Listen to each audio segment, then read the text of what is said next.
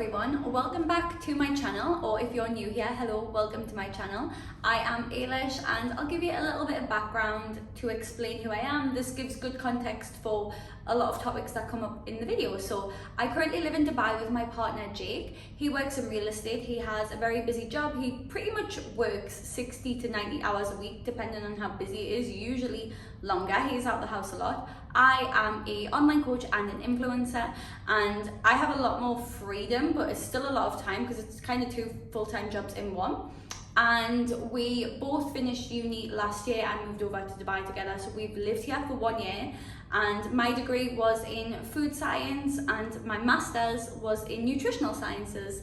And I have, if you know me, like I've got this YouTube and I've got an Instagram, and it's all been about health and fitness for a long time.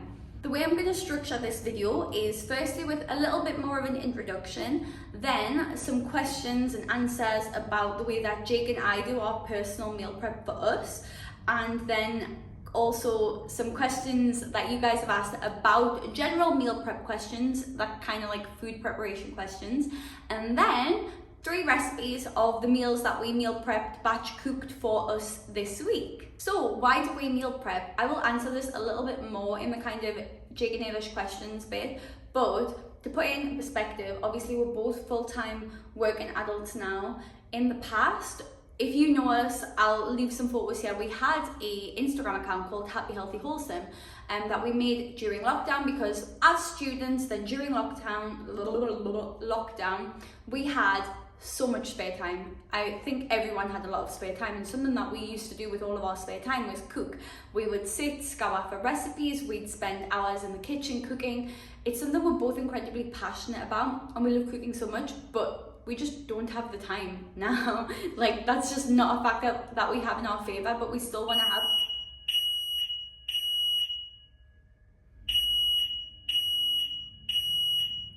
I literally just almost pooed myself there, to be honest. So we still want to have good quality food. And just an extra thought before we get into the video itself, but I've actually wrote this down and I do want to read it, so I'm sorry that it's just going to look like I am talking to the screen, because that's what I'm going to be doing. So meal prep is not for everyone. It's not the best way of eating. What we're doing right now is not the best thing, and everyone shouldn't do it. It's the best way for us currently right now in our situation. It suits us a heck of a lot. You may benefit from it if you are struggling to get good quality food into your busy life. Generally, ask yourself, are you happy with your diet? Am I happy with my diet? Do you feel energized? Do you feel fueled from the meals that you cook? Or are you stressed and overwhelmed? Do you eat at random times because you don't have any food in, because you haven't thought ahead? Do you not plan your breakfast, dinner? Does it impact your quality of life? Do you struggle to concentrate sometimes at work because you're already hungry because you didn't plan any food for yourself? That kind of thing. Have a reality check. This is some tough love, but you need one sometimes to make a change. You don't have to meal prep, but I promise you it will benefit your quality of life, your work quality, your exercise, and everything else if you put your health first and nourish your body. So let's get into the questions from a Jake and Ailish perspective. So to answer this first one, it doesn't save money, but that's just a different topic altogether. Food shopping in Dubai is horrendously expensive, and it's not the same as just popping out to a like Tesco Express or the Morrisons or Asda or Lidl to get food. It's kind of different.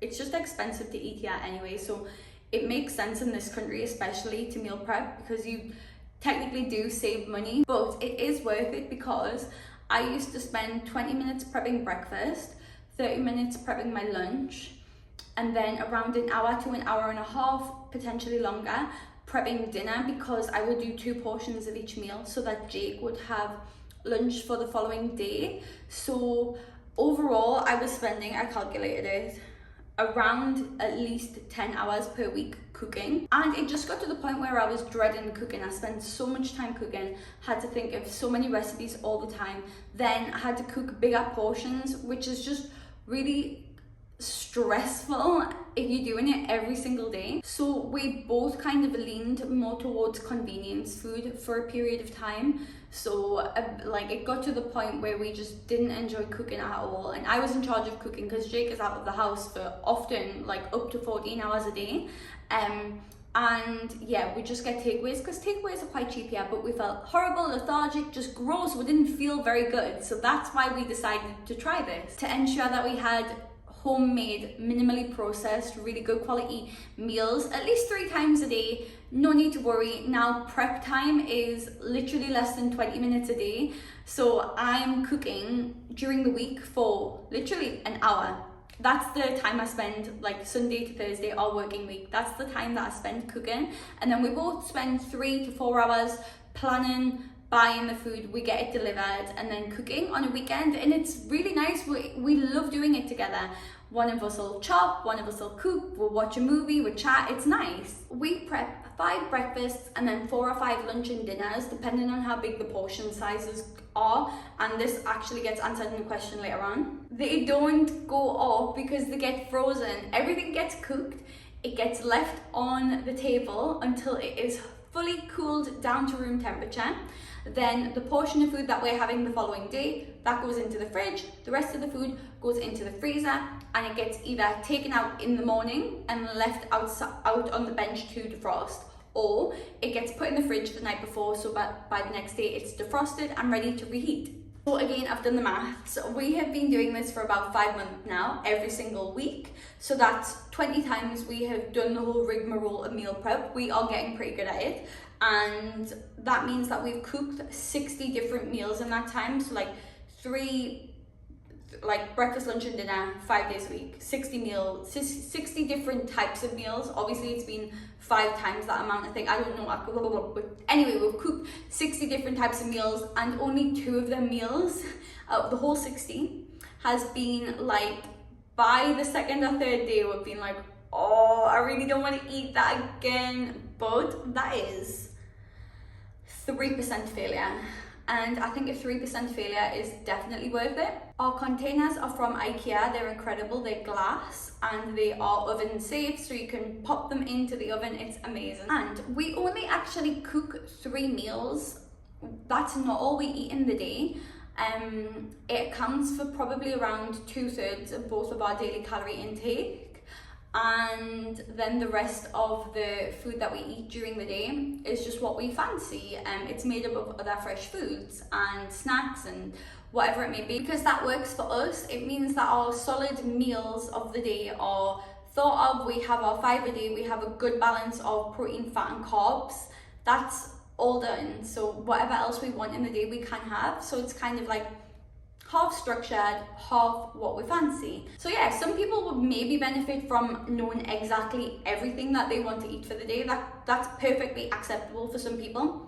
Personally, not for me. And I know some people wouldn't even want to eat the same meal twice in a row, and that's fine. There's nothing wrong with that. You do you. So my answer to this is a little bit cheeky, but fresh versus frozen in terms of nutritional value. Some nutritional value is actually amplified / no nutritional value is lost when frozen, so it's not an issue. Like, frozen nutritional value is good. However, some nutritional value does decrease when foods are frozen, so some stays the same, some goes down, some goes up. However, the same happens for non-frozen foods, like a similar but opposite effect. So if anything, having a mixture of both is good. And now just some generic questions from you guys, and just to answer them, just like generic meal prep questions. My advice would be like, A, sit down and have a conversation with your parents. Do you have any room in your fridge, freezer? Like, what is the balance like, you know? Do you have the time to cook? Ask them if they would like some of their food prepared. Like, just sit down and have a conversation. Say, hey, mom, dad, I want to meal prep my dinners next week. Like, is that okay? And see how the conversation goes. Like, have a conversation. So I just finished recording the video to find out that I actually stopped recording like 15 minutes ago. So let me just get both plants back in, excuse me. Very much better, okay? And I'm honestly not sure, like, what is the food that you are cooking that it's not nice when it's reheated, because generally, as a rule of thumb, if it tastes good on the day of, Usually it tastes better the day after. So if the food tastes nice the first time you eat it, it's gonna taste nice when you reheat it, honestly. So I'm like, I don't have an answer for this one. My answer for this is trial and error, and also sometimes you're just wrong. So we have had a few instances where we massively like underestimate how much we need, end up only making a couple of portions, so 3 portions of our dinner instead of 4 or 5. So it happens, and the best way to get around it is trial and error. You're probably going to be wrong sometimes. Always probably best to overestimate than underestimate, and then at least you've got some spare portions you can use in the future. I wish I was joking, but it actually stopped recording again. So I'm gonna finish the video again for the 3rd time. But I'm just here reheating my soup. So I defrosted it, and I'm gonna reheat it. And yeah. If this video abruptly ends, just know it's because technology has won. Technology has won. This is my 3rd time I'm gonna do this, because otherwise I might cry.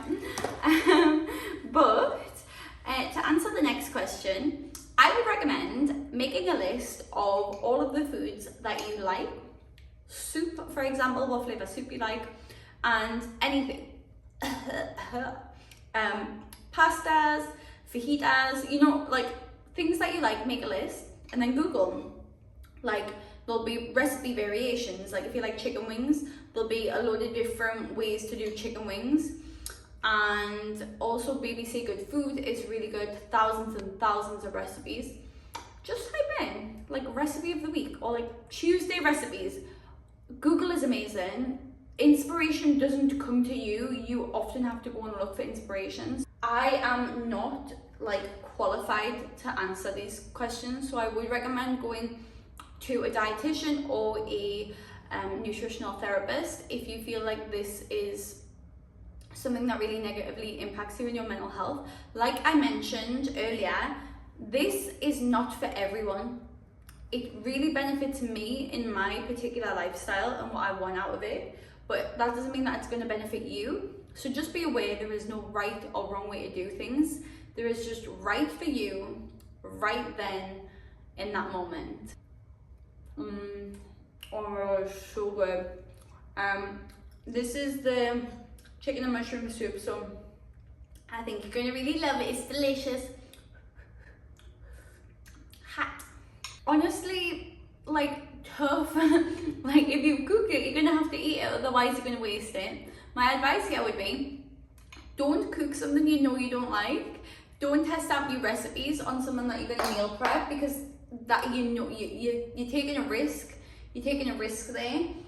Jake and I are both good chefs. We are both good with food, as explained earlier. So we're pretty confident in our cooking skills that if we try something new, we'll probably like it. But if you're not, practice freezing 1 portion of that thing and then go from there, build up. But yeah, you've got to like what you cook, so make sure that you cook something nice. So texture doesn't really get impacted with anything freezing it. And the only thing that impacts texture is a high water content. So fruits and vegetables that have a high water content, for example, cucumber, strawberries, berries, the structural integrity of those food products gets compromised upon freezing. So if you've ever saw a defrosted strawberry before, it's very mushy. That happens, but generally for most cooked foods, they don't have a high water content. So like a sandwich doesn't have a high water content. You would just not be able to put in your like lettuce and tomatoes, or they kind of get a bit mushy. And then tomatoes, for example, they have a high water content, but they're in a lot of the foods we have, but they're already mushy by the time they're cooked, you know, if they're in a soup or if they're in a sauce, they're already cooked down and mushy, so the texture is usually fine. In addition, if you've ever had a pub meal, especially a big chain pub like Wetherspoons, all of their food is pre-cooked. Not all of it, but about 90% of it. Pre-cooked, frozen, delivered, defrosted, and reheated as a microwave meal for you to eat. Hands down, swear down, promise. So you have probably been eating like meal prepped food without even realizing it, so don't worry about the texture. The issue with reheating rice in Western cultures is, I believe, incorrect reheating, so not reheating it properly. So if the rice is left out, not refrigerated or frozen, it's left out at a temperature where a certain bacteria is able to grow. Hello everyone, it is Editing Eilish. I'm here with a fact. So the bacteria is called Bacillus cereus and it's a spore forming bacteria. It grows best between 30 to 37 degrees Celsius and it stops growing at below 4 degrees Celsius. So yeah, there is nothing wrong with reheating rice if done correctly. So enjoy the 3 meals that we cooked. Here is the soup. Hopefully after talking it's actually cold enough for me to eat now. Going to take you over everything now. So these are the 3 meals of the day, all the ingredients, set up, breakfast, lunch and dinner. And this was my setup to chop the veggies whilst watching a movie, waiting for Jake to come home to start cooking.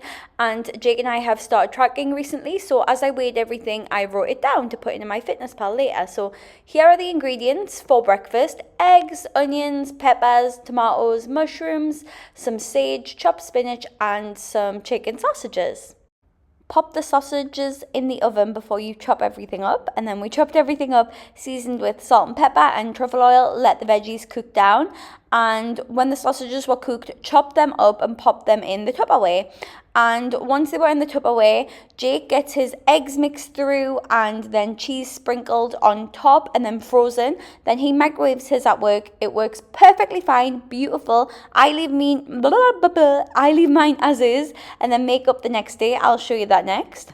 So I add 2 eggs to my defrosted sausages and veggies in the morning, fry on the hob, and then swap between the hob and the grill to make sure it gets cooked through perfectly.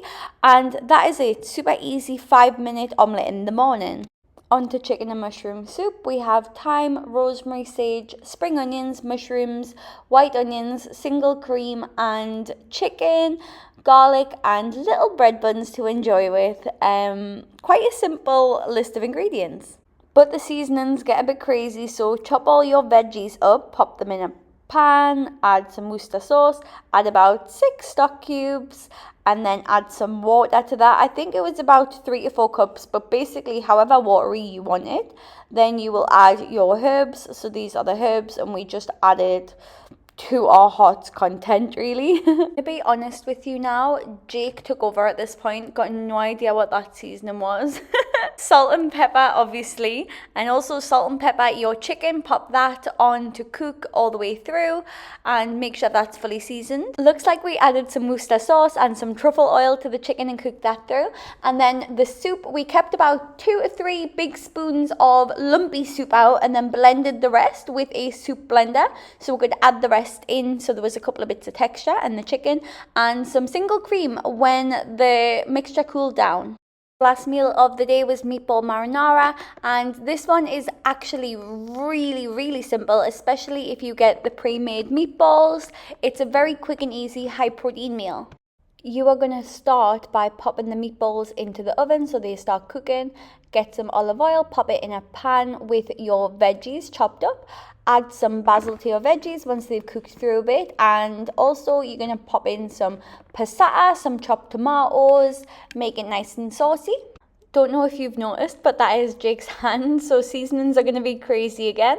Salt and pepper, that random seasoning, some mixed herbs, some oregano, some hot sauce. Cook that through, simmer it, and then add your meatballs once they've cooked. And then we added a little bit of red wine because we're fancy bitches. And that's sugar. Oh, and there we go. There are all the meals prepped.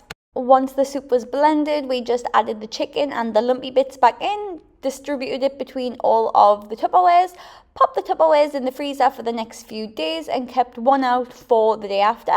Obviously, this is my soup heated up, looking absolutely delicious. It also tasted absolutely scrumdiddlyumptious. And those are the meatball marinara sandwiches. How good?